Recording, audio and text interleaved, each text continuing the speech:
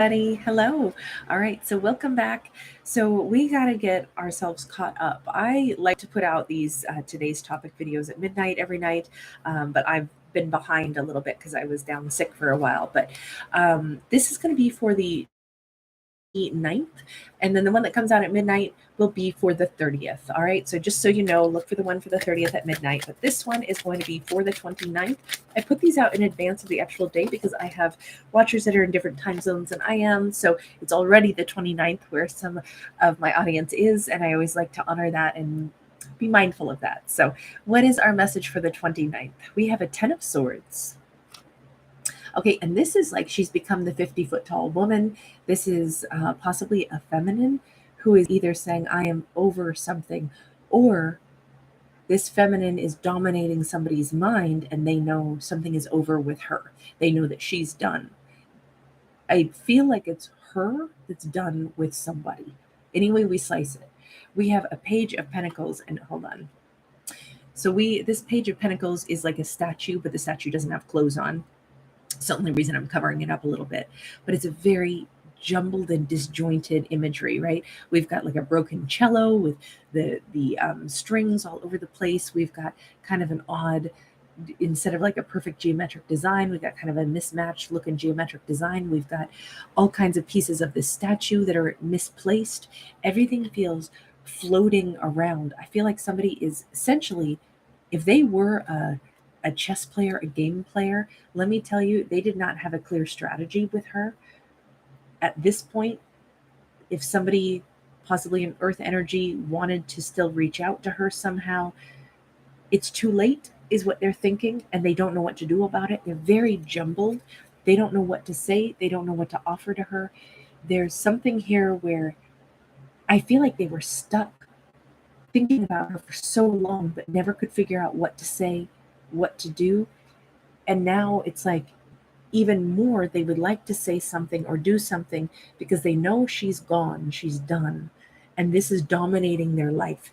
This is somebody who's like, it's like a big neon light is flashing behind their eyeballs, telling them she's gone, she's done, she's gone, she's done.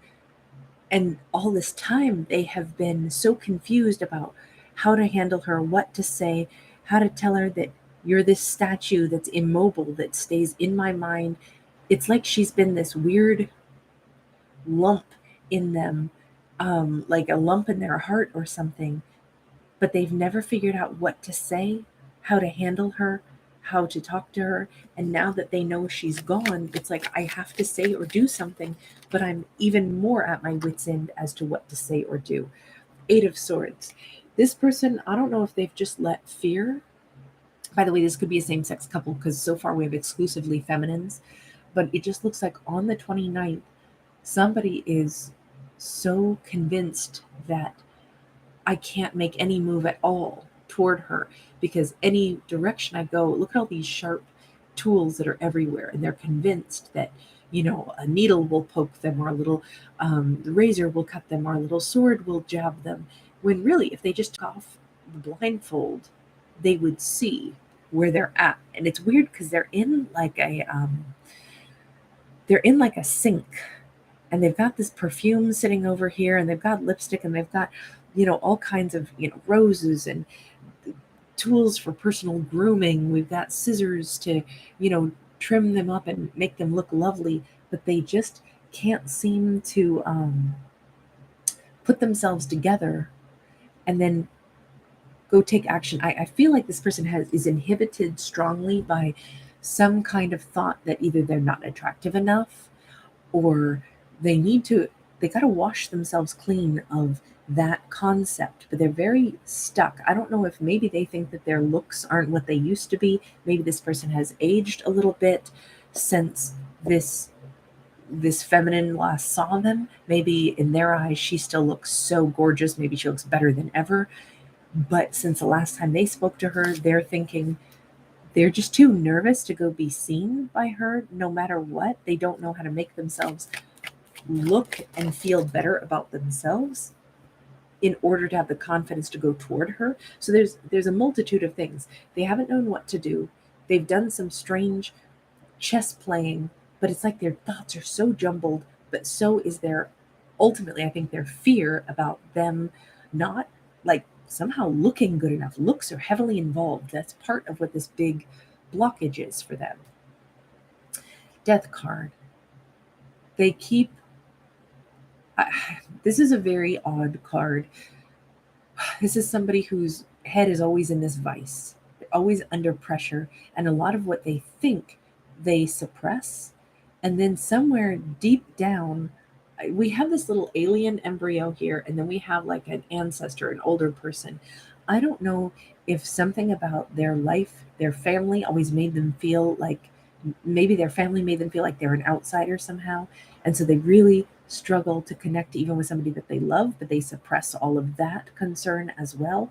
They could have a weird combination of a family dynamic where it's like there's huge expectations. The family like says, well, you belong with us, but really you're a weirdo, but we'll accept you even though you're a weirdo. I don't know, there's something here that's really unpleasant.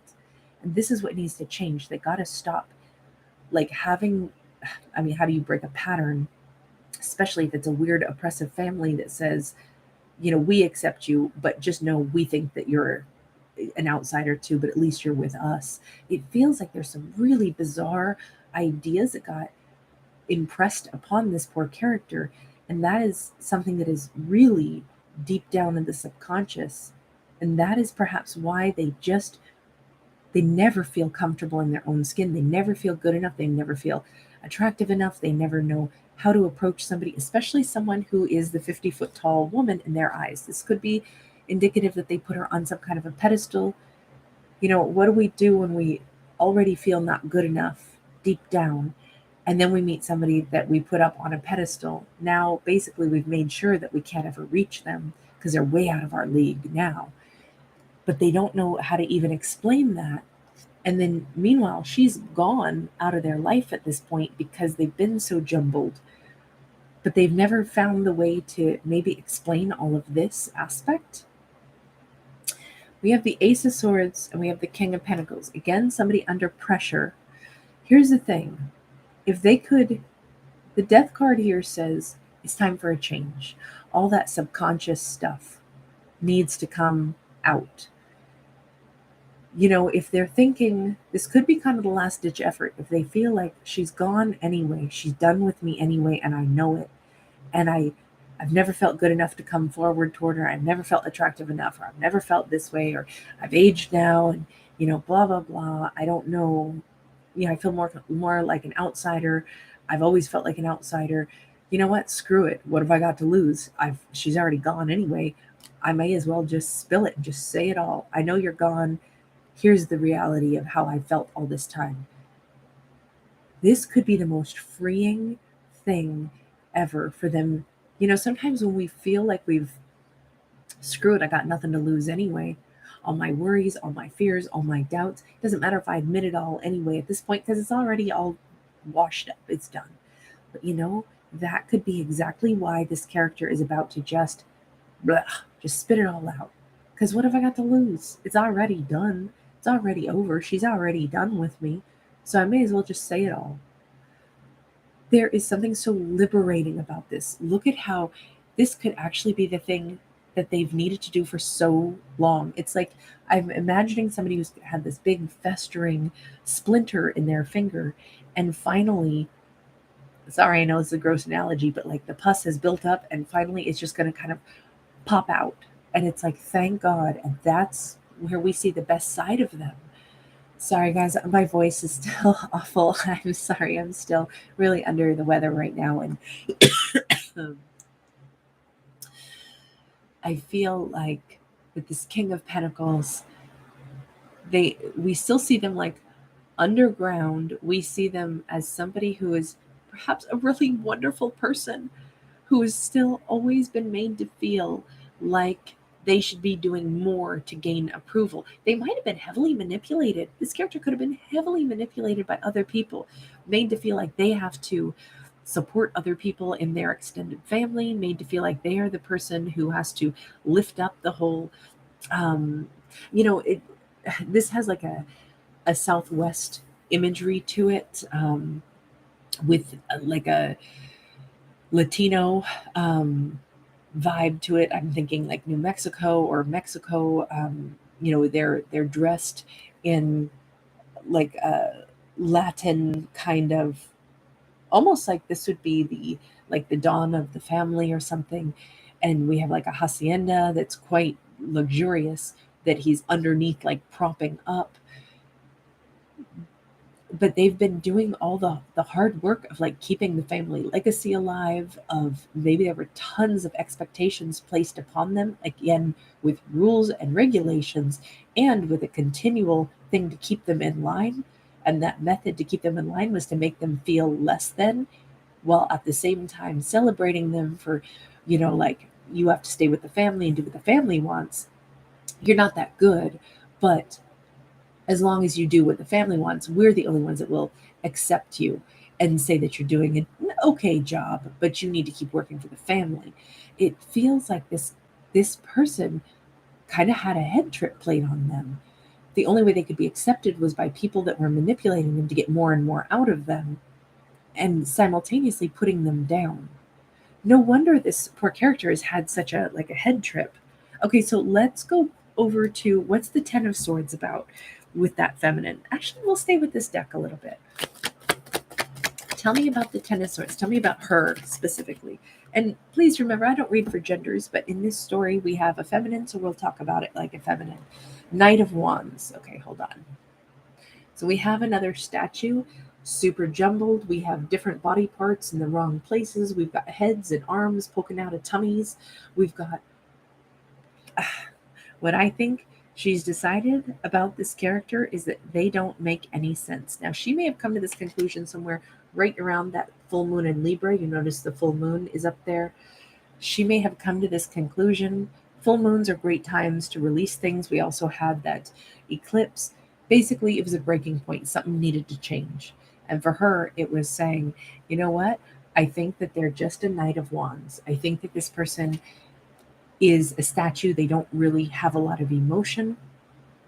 They perhaps pretend to have emotion when they rush in and, try to, almost like they were, in her mind anyway, they were somebody who came in to get her to give them some love so they can get a taste of it, like a diver coming up for oxygen and then diving back down into the world that they choose to live in, a world that keeps them ice cold, but they knew she was warm. It's not a traditional, like, oh, they're just a player, they're just out, getting with everybody. It's more like they had nothing to give to me, but they needed to take the oxygen from me so that then they can stay in this ice cold, mixed up,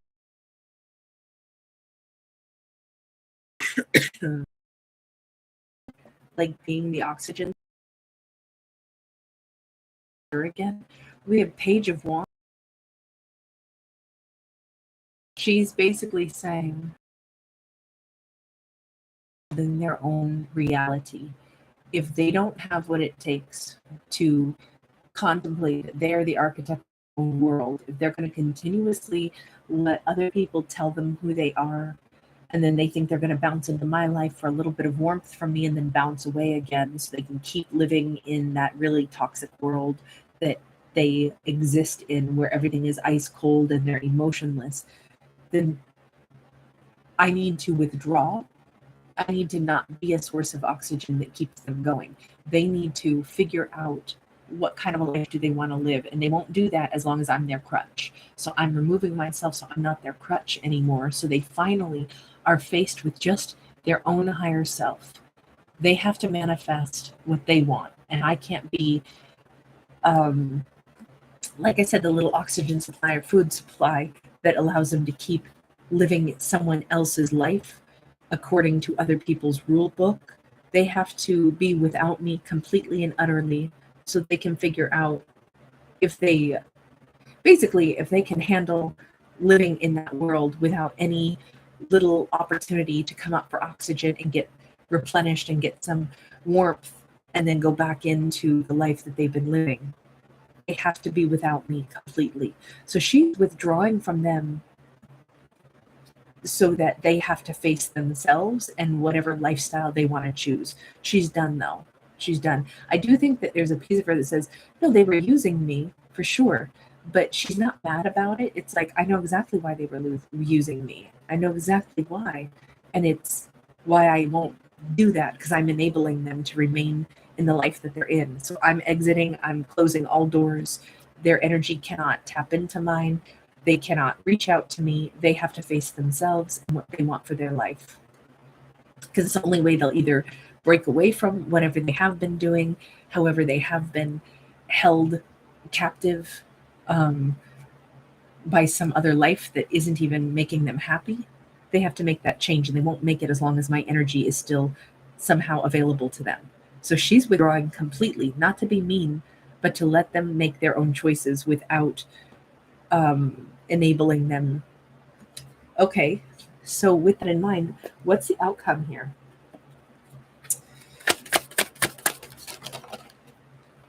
Well, they're at that crossroads. This card did come out a little bit sideways, which makes me think it's less of a crossroads than what they appear. We have an emperor. We have the world card. This is a now or never kind of situation. They know that this crossroads is, if they continue to do what they're doing, she's really gone. That's it.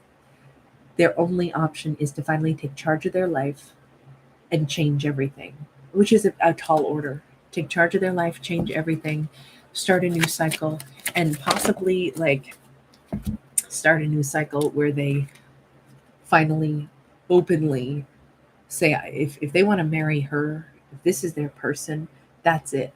Which means they can't be still married to whatever manipulative family has been such a huge part of how they've been living. They have to let go of that. But this is contingent upon, can they feel good enough in themselves? Because now we have Magician sideways, but we have that Nine of Pentacles upright. It's less of like a crossroads than it is a checklist of, what do I have to do first? I have to be willing to change everything in order to be with her. But to do that, do I have the strength to believe in myself? We got the Knight of Cups sideways. Why is it sideways? Because they're thinking about not doing this. What happens if I don't do this?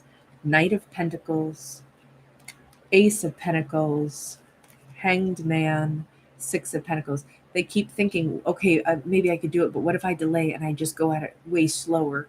What if I just take a really long time to do this? And then they come back to the clock saying, no, now is the time. I don't have the luxury. They were hoping they could maybe still delay, and there isn't a delay anymore. This is now, or this is not at all. Because she's done. She will be gone out of their life. Ten of Swords. Right now, it appears that they're not ready to make a change, unless I'm misinterpreting that. Ten of Swords is something's over. Seven of Pentacles. Them watching from the shadows. I think this is over. I don't think in this storyline that they're going to be able to go get with her. No. Ten of Wands and the Hermit. They're going to be left with a lot of memories of her, and she is releasing them completely and flying free of this. They could have joined her, but in this storyline, they're choosing. Okay, they can't anymore. We got the Moon sideways. All of this. We got the Queen of Wands. We got the Sun. We got the Page of Cups. And we got the Seven of Wands. Their most difficult thing is to just go ahead and choose happiness. But they know the precipice that they're at. I don't know why they have such an obstacle to going toward her, but in this storyline, they are not going to. In this storyline, because it is now or not at all, and they want to still slow walk it, and they can't anymore. She's out of their life. She's not probably going to be the only person on earth that they could ever connect with or have a loving relationship with, but right now, they're losing her because they're not taking action. And that's maybe the way this has to go. I'm sorry, that's a tough one, but I'm going to leave this here. Bye.